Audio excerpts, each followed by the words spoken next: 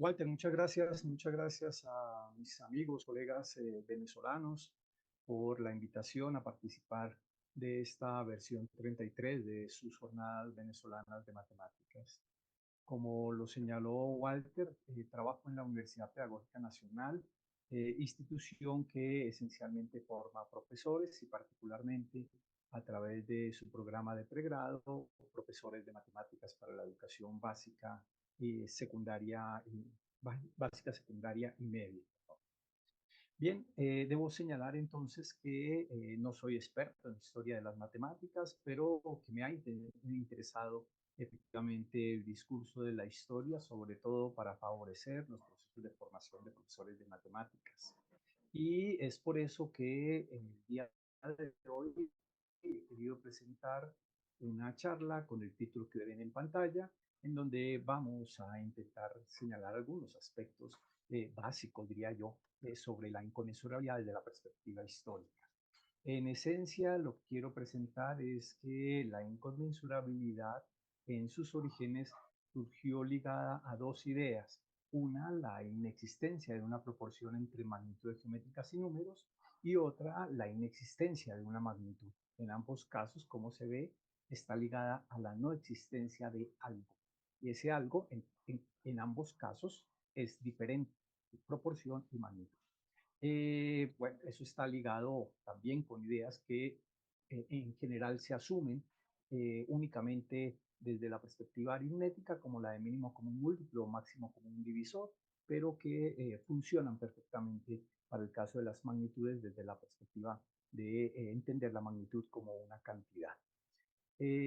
Los pitagóricos, muy seguramente luego de advertir a través de argumentos racionales esa inconmensurabilidad famosa entre la diagonal y el lado y otras inconmensurabilidades, eh, que tenían que proponer unas soluciones y efectivamente propusieron unas soluciones muy ingeniosas que incluso hoy de manera ¿cómo decirlo? De manera actual, con una lectura un poco anacrónica, estarían ligadas al cálculo mismo y a las sucesiones y a, a sucesiones crecientes, convergentes, etcétera, etcétera. Pero también hay una idea muy original relacionada con la idea de antanairesis o antiparesis, que no es otra cosa que una idea específica de razón y proporción, y que luego va a tener un impacto en otros asuntos relacionados precisamente con la irracionalidad o la racionalidad de un par de números. Y hay autores incluso que afirman que esta idea de antanairesis está recogida en el libro 2 de Elementos, pero también hay un tratamiento interesante en el libro 10. Vamos a ver cómo nos va con el tiempo para presentar esas ideas. Inicialmente, entonces, debo señalar que en la experiencia de formación de profesores, de futuros profesores de matemáticas, he intentado plantear la pregunta sobre si la inconmensurabilidad y la irracionalidad son lo mismo o si hay una diferencia sustancial. Para eso, por ejemplo, planteo un par de talleres. El primero que les propongo es que refieran una tarea matemática que le hayan propuesto o él haya propuesto en relación con la irracionalidad. Y algo parecido, una consigna muy semejante, lo hago con la idea de inconmensurabilidad. Para el caso de la irracionalidad, es usual que se presente el problema de la irracionalidad de raíz de 2 o en otros casos incluso llegan a la irracionalidad de raíz de un número primo, pero hasta ahí llega el asunto. ¿Qué es lo que sucede? Que cuando se plantea la pregunta de la inconmensurabilidad, la respuesta casi siempre es la misma. Y la pregunta que surge es, ¿acaso no es lo mismo racionalidad e inconmensurabilidad? Asunto que me parece que está en la base de la discusión de la inconmensurabilidad. Para mí, efectivamente, como lo voy a mostrar, no es lo mismo, son dos cosas de una naturaleza muy diferente y por eso cuando se habla de inconmensurabilidad y se alude a la raíz de 2, se están combinando dos cosas muy diferentes, de naturaleza epistémica diferente, que es muy importante que el profesor, futuro profesor de matemáticas, tenga muy en cuenta para no seguir repitiendo esta falacia de que son exactamente lo mismo. En ese sentido, y para corroborar esa diferencia, entonces propongo un taller también a los futuros 9596. profesores, de tal suerte que pregunto cuáles son las condiciones que definen que un número es racional. La respuesta ahí no se hace esperar, P, un número de la forma P sobre Q y características para P y Q, etcétera, etcétera. Cuando hago la pregunta para cuándo un número es irracional, la respuesta usual es cuando no es racional. Respuesta totalmente equivocada, ¿sí? Pero muy difundida en el ámbito educativo. Uno no puede estar definiendo algo como algo que no es, si no tiene en cuenta el conjunto, el dominio en el que esos números están actuando. Es un error. Y para hacerlos caer en cuenta de ese error, entonces digo que bajo esa definición, y es irracional. Y bueno, no se aplica para este caso. Pero quizá las dos preguntas más interesantes surgen después, y es cuándo una pareja de magnitudes es conmensurable y cuándo es inconmensurable. Y si se fijan, he resaltado aquí para las dos primeras preguntas número y para las dos siguientes pareja de magnitudes. Porque la conmensurabilidad o la inconmensurabilidad es una condición sobre dos magnitudes, mientras que la irracionalidad o la racionalidad es una condición sobre un número. Claro, desde la perspectiva de Aristóteles, número y magnitud son expresiones de la cantidad, pero también desde esa misma perspectiva son dos expresiones diferentes, muy diferentes de la cantidad. Bien, pasemos entonces a aproximaciones a la inconmensurabilidad y su relación, en este caso, con la proporción o la inconmensurabilidad y su relación con la inexistencia de proporción. Para eso planteo un problema sencillo, como construir el cuadrado con el doble de superficie. Y bueno, tengo un cuadrado, ¿cuál sería uno con doble de superficie? Una solución que no sale tan inmediata es esta y podría hasta mostrarse que es válida esa relación, construir un cuadrado sobre la diagonal de un cuadrado dado. La pregunta siguiente, ¿cuándo un cuadrado o cómo construir un cuadrado que es el triple? No surge de manera tan natural en términos de su respuesta, y para ello en general uso algo que normalmente se trabaja con una perspectiva diferente, que es el teorema de Pitágoras. En este caso lo que hago es sumar un cuadrado más su doble a través del teorema de Pitágoras y obtener el cuadrado que aparece ahí en amarillo. Ese cuadrado es triple del cuadrado azul, porque es la suma del cuadrado azul más el doble del cuadrado azul. No importa cuánto mide el cuadrado, ¿sí?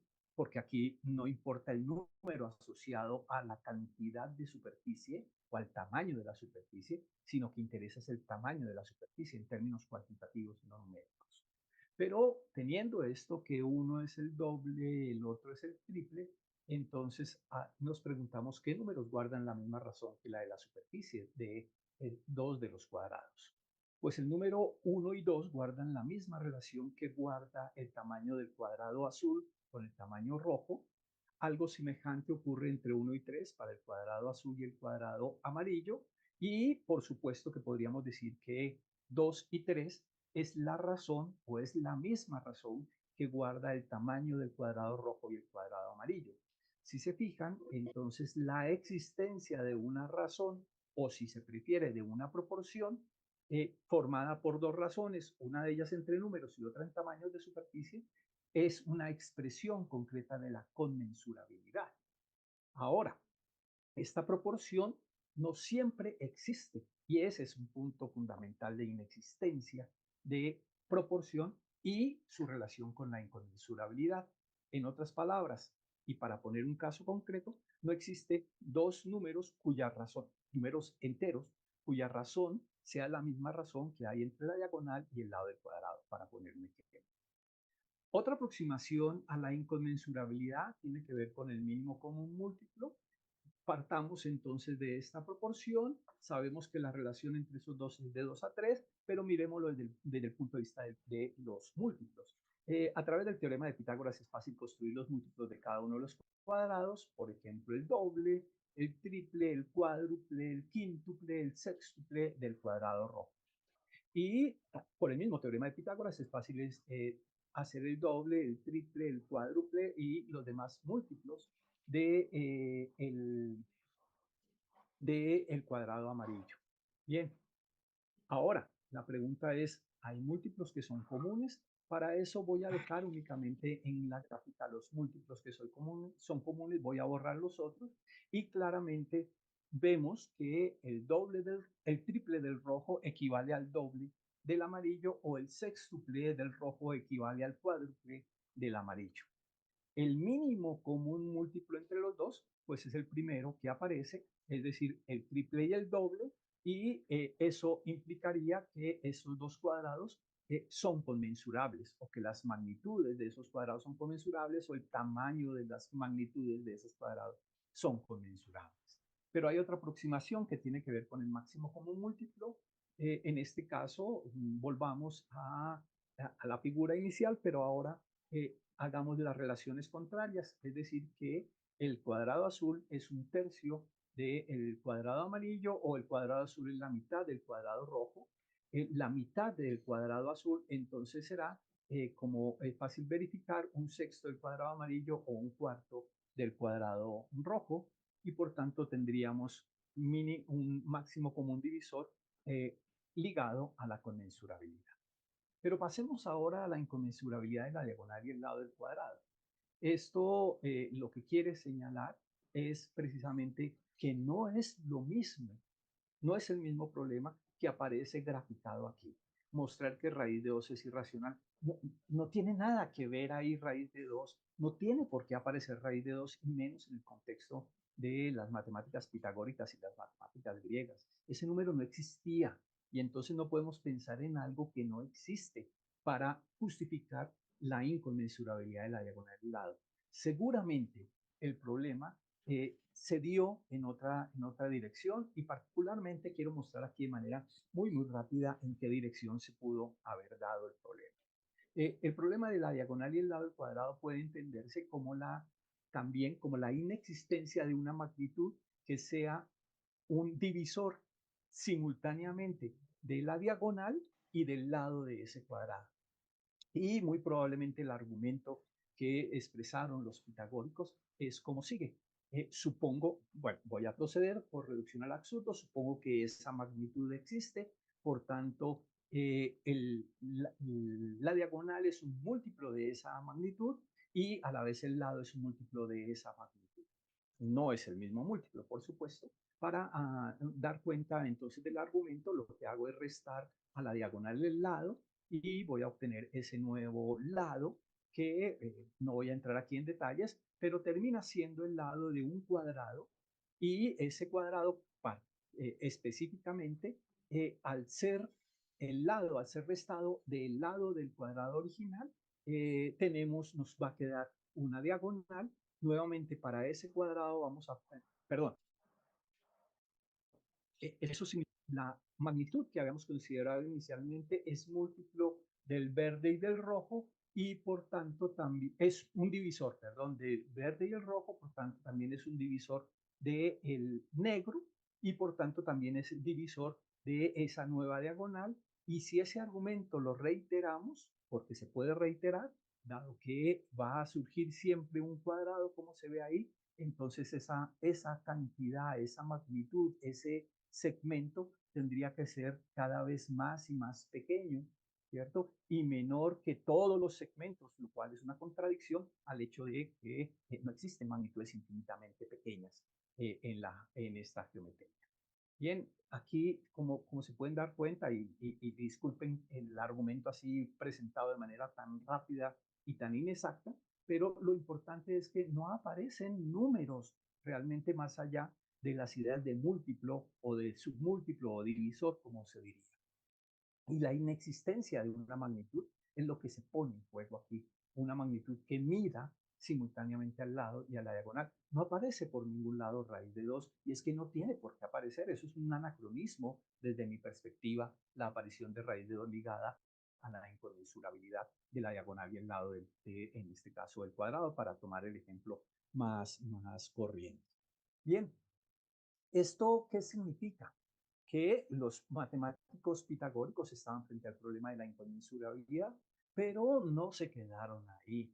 Ellos desarrollaron estrategias de solución. Una de esas tiene que ver con secuencias y particularmente tiene que ver con este hecho geométrico.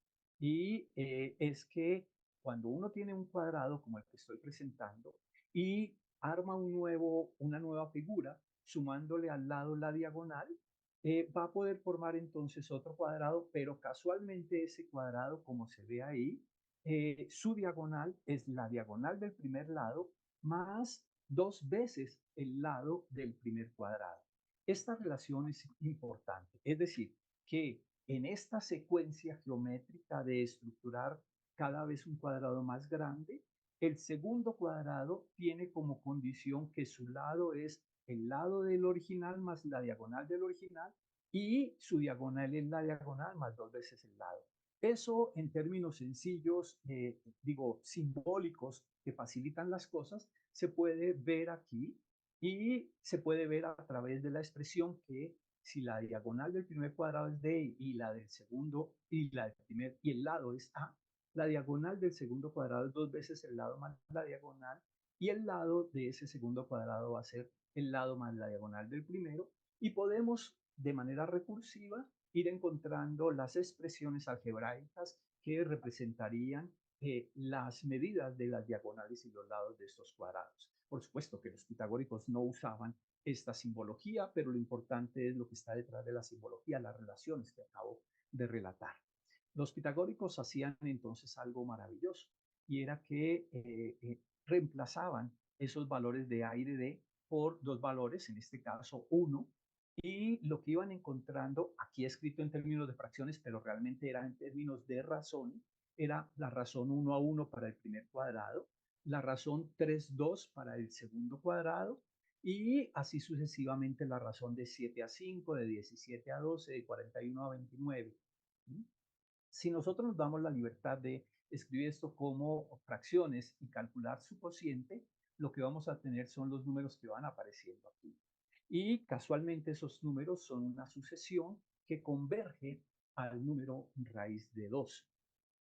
Por tanto, lo que tenían en esencia era un conjunto de razones, ¿sí?, que se aproximaban a la razón entre la diagonal y el lado. Sabían que no iban a poder tener la razón entre la diagonal y el lado, pero en últimas capturaban e encerraban, por decirlo de alguna manera, a través de razones, la razón entre la diagonal y el lado, expresado aquí en términos numéricos. Algo más sensato sería pensar que la diagonal está más cercano a 2 que a 1, hacer las mismas cuentas, pero en suma lo que vamos a obtener también es una sucesión que converge a raíz de 2 en términos actuales. Eso ante, voy a tener entonces un cuadrado cuyo lado es la diagonal menos el lado y la diagonal va a ser dos veces el lado menos la diagonal. Al hacer unas cuentas parecidas a las que hicimos antes, también vamos a encontrar una sucesión que converge a raíz de 2. Otra alternativa que plantearon, ya no los pitagóricos, pero sí entre los pitagóricos y la época dorada griega, representada por ejemplo por Euclides, es la antanairesis, y la voy a presentar de manera muy rápida a través de este problema, verificar que estas cuatro magnitudes son proporcionales, las dos primeras son segmentos, las dos siguientes son círculos, no circunferencias como se ve ahí, sino círculos, y lo que hacen es utilizar entonces lo que llaman algunos el algoritmo de Euclides, que es restar a la mayor, la menor, algún número de veces. En este caso, para este caso particular, son 3 veces que se alcanza a restar, queda un resto. Lo que hacemos es restar a la menor el resto. En este caso particular son 2 veces. Aquí los números simplemente son de conteo. Hacemos nuevamente la misma operación, restamos del resto 1 le restamos el resto 2 y aquí casualmente da 2 veces. Por tanto, la razón que hay entre A y B está representada por la antanairesis 322. Algo semejante pasa con los círculos, podemos restarlos a través del teorema de Pitágoras apoyado o particularizado para los círculos. Hacemos algo semejante y lo que obtenemos es los números que se pueden restar de esas magnitudes. Casualmente es 3, 2, 2, y como las dos antaneresis coinciden, entonces son conmensurables, y esa conmensurabilidad o esa razón se expresa a través de esa tripla. Pero ¿qué pasa con la diagonal y el lado? Pues algo parecido, restamos la diagonal del lado, el lado de la diagonal una vez, luego hacemos algo semejante, y aquí vamos a poder dar cuenta que podemos restar 2 veces el lado de la nueva diagonal, y ese proceso se va a seguir, y por tanto lo que tendremos es una antanairesis representada por una, permítame decirlo así, en upla infinita, 1, 2, 2, 2, 2, que luego van a tener que ver con la expresión a través de fracciones continuadas del número raíz de 2. Hasta ahí voy a dejar, no alcancé a hacer la última parte, pero sí quiero cerrar con esto. Des en cuenta que uno puede trabajar la inconmensurabilidad sin necesidad de esos números asociados a los números reales. Y es que tiene todo sentido que sea así. Y tiene sentido que sea así porque la inconmensurabilidad es una relación entre dos magnitudes, mientras que la irracionalidad es una característica de un número, asunto que es esencial en la formación de un profesor de matemáticas. Hasta ahí dejo mi presentación para darle paso a las preguntas.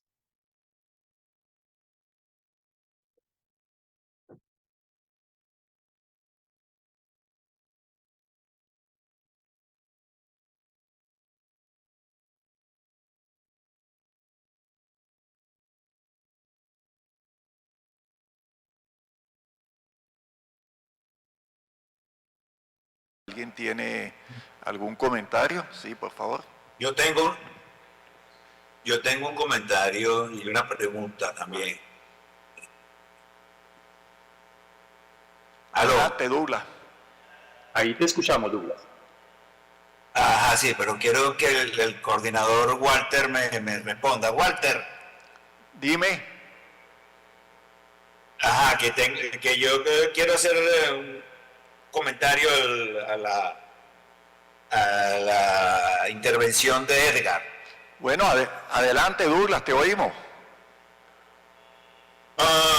Ok, muchas gracias. Bueno, en primer lugar, felicitar a Edgar. O sea, la exposición me pareció una ejemplificación muy bonita e ingeniosa, además del concepto griego de razón. O sea, Tomás y yo estábamos hablando,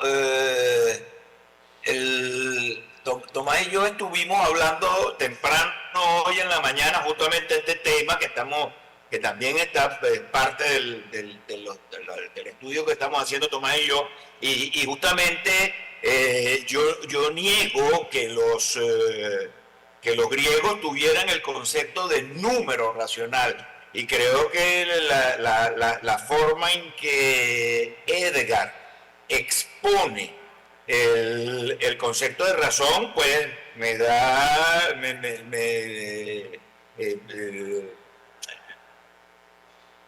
le da fuerza a mi argumento. Además, con lo que acaba de hacer Edgar, se paseó por una cantidad de cosas impresionantes en un momentico, ¿no? Nos habló de los números lado diagonal de Theón, y nos habló de la concepción de Fowler, de la que en cierto sentido es la idea de fracción continua expresada como una secuencia de números enteros. Muy bien, o sea, me parece que estuvo excelente. Me parece que acabo de oír una muy buena charla sobre un tema que no es fácil de exponer, pero creo que los puntos clave, a los puntos clave les diste donde un desacuerdo cuando dice que no se puede definir por negación. Yo sí creo que se puede definir por negación siempre que uno haya demostrado unión disjunta. Es decir, si yo sé que un conjunto está hecho de A y de B,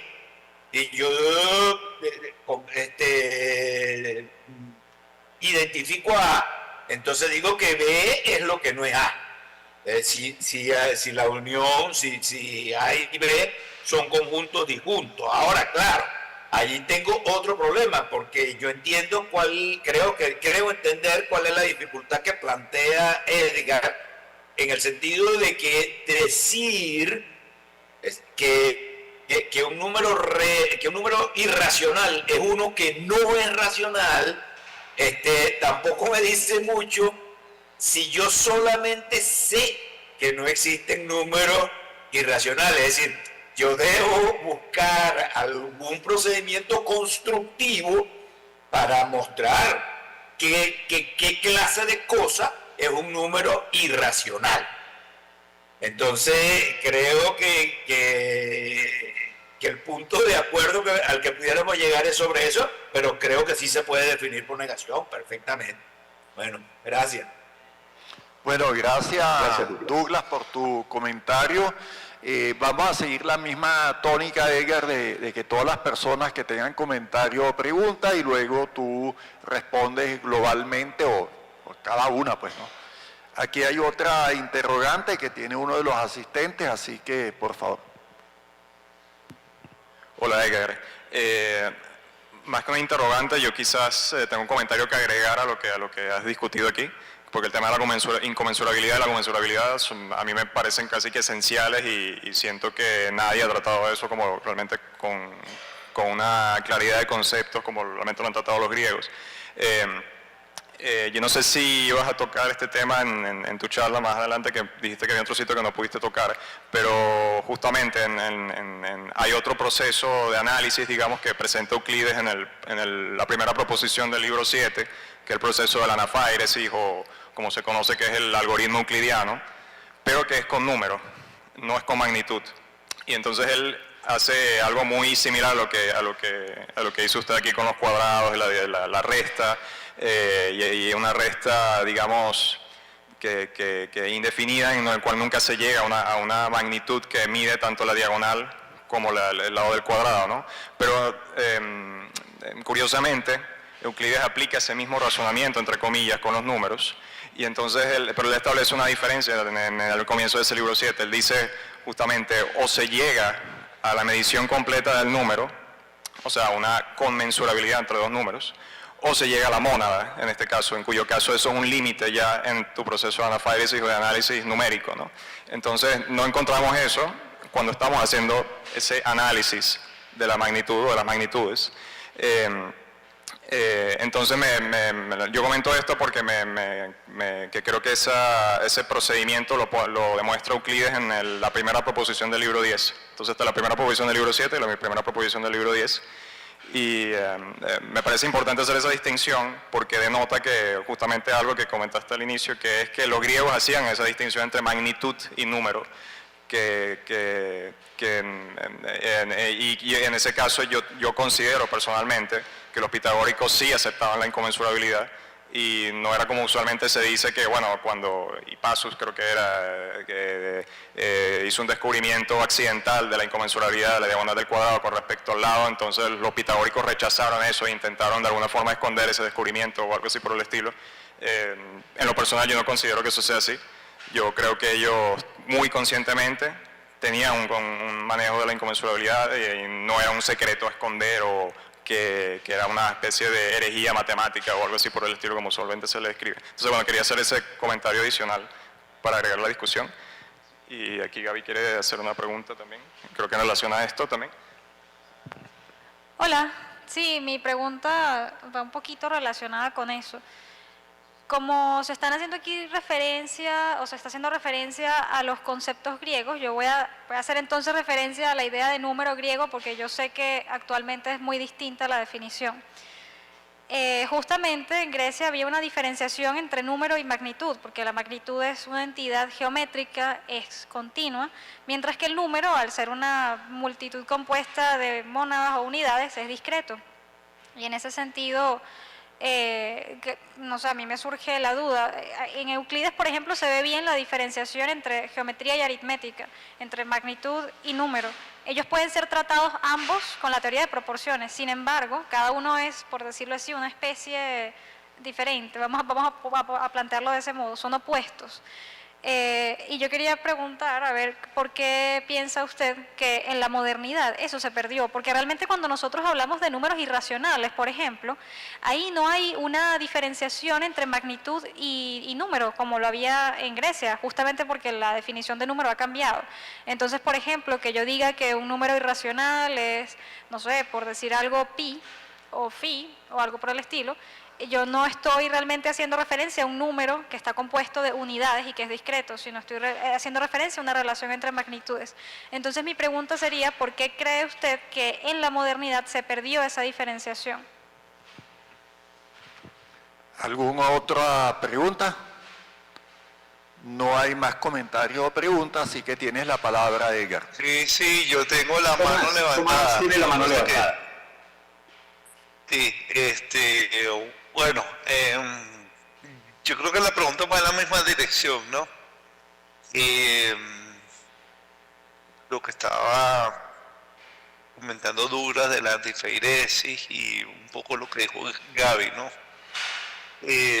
Yo creo que va más o menos en esa misma dirección, porque, digamos, según, no, aunque no soy un experto en inconmensurabilidad ni en matemáticas griegas como lo es Douglas, hemos tenido conversaciones. Lo que yo entiendo que Douglas me ha tratado de proponer es que justamente Fowler en las matemáticas de la Academia de Platón hace una crítica justamente a que la irracionalidad no la manejan los griegos, sino parece, y aquí puedo pecar de impreciso por desconocer bien lo que Fowler dice y lo que Douglas trata de decir. Me excuso antes de afirmar algo que no sea necesariamente lo que Douglas ha planteado, pero eso puede de que la antifeiresis pudiera ser más bien un procedimiento tal vez no equivalente, pero sí una primera aproximación a esa noción de irracionalidad, si es que es ese planteamiento, ¿no?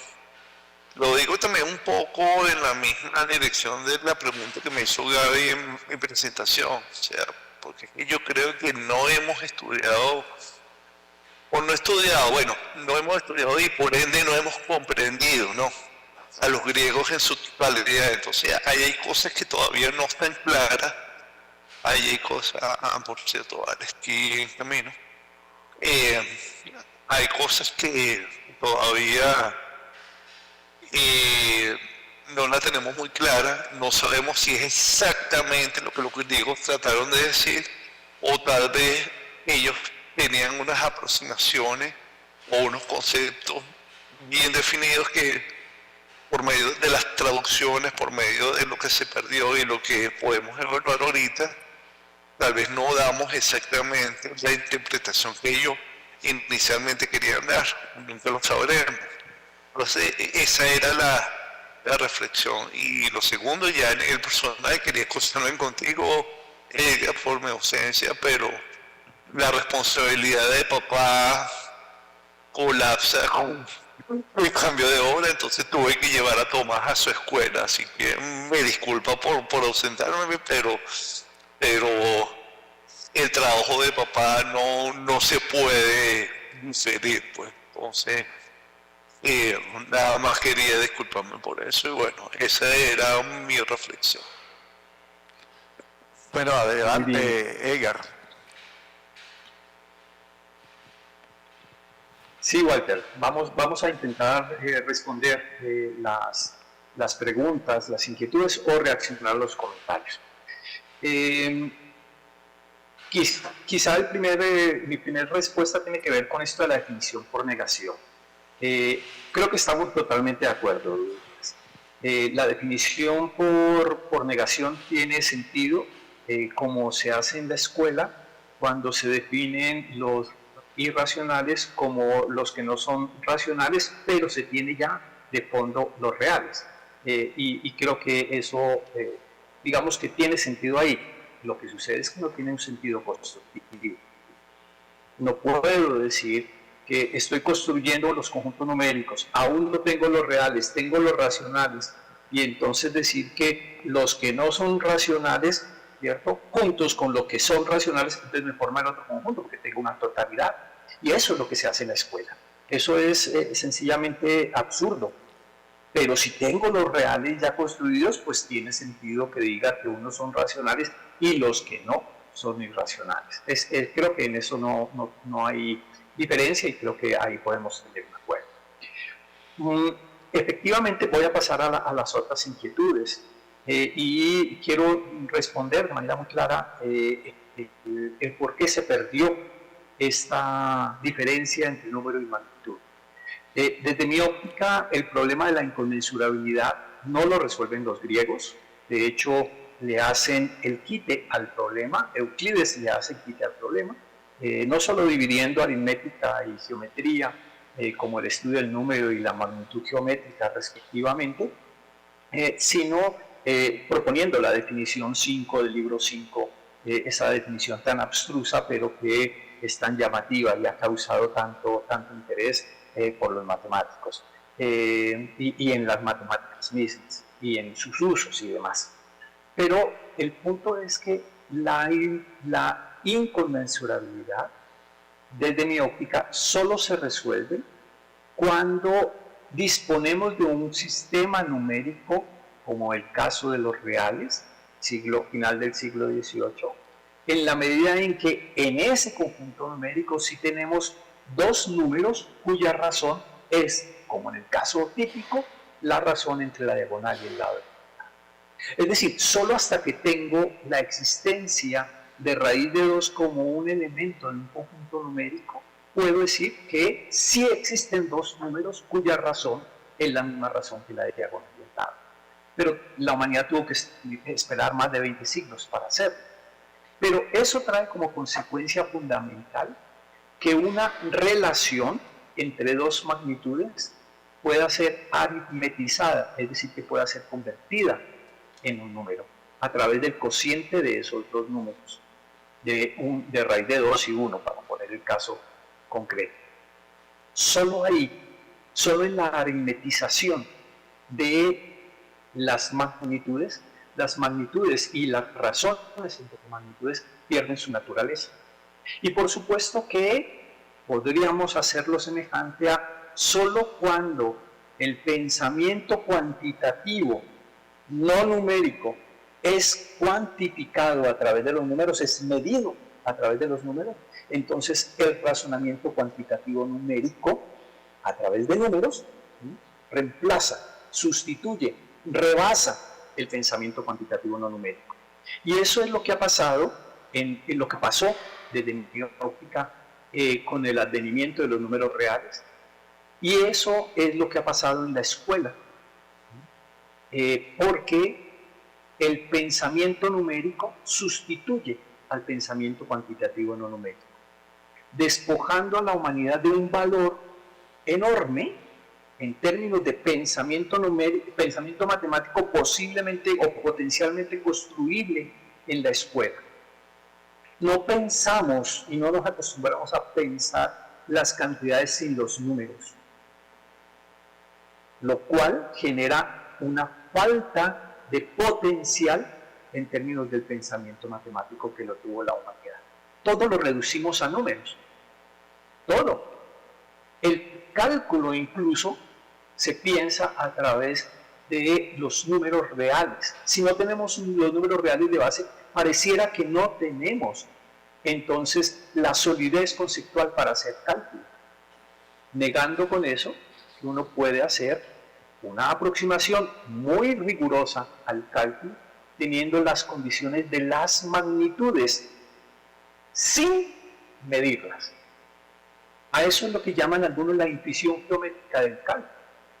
La intuición geométrica que estuvo presente, como todos sabemos, no solo en el inicio del cálculo, en el desarrollo del cálculo, y que es la que se combate con el advenimiento del análisis matemático. es despojar al cálculo de su elemento de intuición geométrica, es decir, de pensar con las magnitudes y no pensar con los números. Diferencia sustancial entre el cálculo y el análisis. Seguramente hay otras diferencias, pero esta me parece que es sustancial. En resumen, es precisamente mi apuesta es a que se reconozca esa forma de pensamiento con magnitudes, ¿sí?, como una forma de pensamiento matemático necesaria, a pesar de que la humanidad aritmetizó las razones y volvió todo, en cierto sentido, número. La geometría pierde su esencia cuando le ponemos números. La geometría euclidiana, desde mi óptica, deja de ser euclidiana cuando le ponemos medidas a los segmentos y a los ángulos. Pensar la geometría, pensar las magnitudes, desde el punto de vista cuantitativo, no numérico, es fundamental para el pensamiento matemático. Probablemente no para el desarrollo de las matemáticas actuales, coetáneas, pero sí para el desarrollo del pensamiento matemático, y por eso tiene que estar en la base de la formación de profesores de matemáticas para que puedan desarrollar unas matemáticas ligadas a lo cuantitativo, no numérico. Esa sería como mi respuesta general a esta inquietud. Y termino señalando que efectivamente la antanairesis, incluso el mismo Fowler dice que la antanairesis está presente en el libro 2 de Elementos de Euclides, y señala en un par de artículos que es ese el tema de Euclides, y no como se dijo en la mitad del siglo pasado en esta discusión de si había álgebra geométrica o no. Él dice, ni tienen razón los que dicen que había álgebra geométrica, pero tampoco tienen razón los que dicen que no había álgebra geométrica, sino solamente geometría. Dice él, ahí lo que se está exponiendo es una particularidad de la antanairesis. Bien, con eso cerraría mis respuestas, sabiendo que no he respondido todas las preguntas.